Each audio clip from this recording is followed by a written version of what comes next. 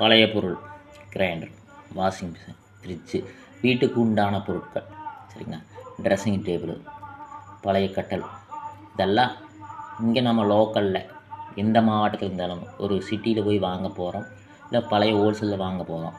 இங்கே ஆகக்கூடிய செலவு 50,000 இருக்குது. கரெக்டுங்களா? 50,000 ஆயிரும். 50,000ங்கிறது 70,000 ஆகும்.